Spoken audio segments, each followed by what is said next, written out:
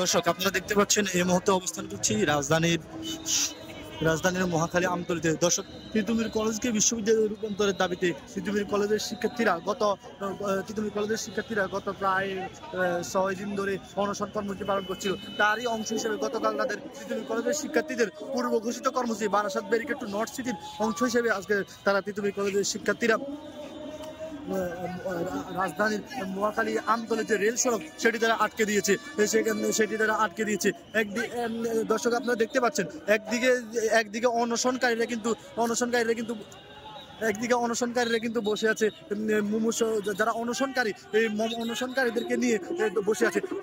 অনশনকারীরা কিন্তু দর্শক আপনারা দেখতে পাচ্ছেন অনশনকারীরা কিন্তু রেল লাইনের উপর তারা বসে গিয়েছে। তাদের দাবি আদায় না হওয়া পর্যন্ত তারা বলছে তারা এই রেল লাইনটি কিন্তু তারা ছাড়ছে না।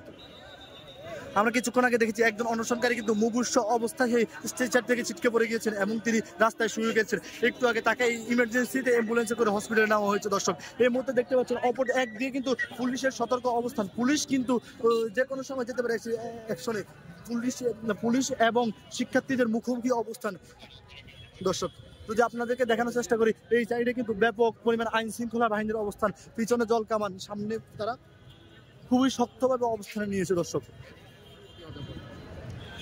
তিতুমির কলেজের শিক্ষার্থীরা কিন্তু তিতুমির কলেজের রাষ্ট্রীয় স্বীকৃতির দাবিতে গত 7 দিন ধরে অনশন কর্মসূচি পালন করছে। তিতুমির কলেজের শিক্ষার্থীদের দাবি রাষ্ট্র এবং শিক্ষা মন্ত্রণালয় এবং উপদেষ্টা মন্ডলীরা তাদের সাথে দ্বিচারিতা করছে। রাষ্ট্র একবার বলছে তার তিতুমির কলেজকে বিশ্ববিদ্যালয়ের এই আন্দোলনটি যৌক্তিক, রাষ্ট্র আরেকবার বলছে তাদের এই আন্দোলনটি যৌক্তিক নয়। প্রথম দিন অনশন করার পরে যখন শিক্ষা উপদেষ্টার সচিব আসলো, যুগ্ম সচিব আসলো, তিনি তখন বলেছে যে তিতুমির কলেজের এই দাবিটি যৌক্তিক এবং তিতুমির কলেজকে বিশেষ বিবেচনা রাখা হয়েছে। কিন্তু গতকাল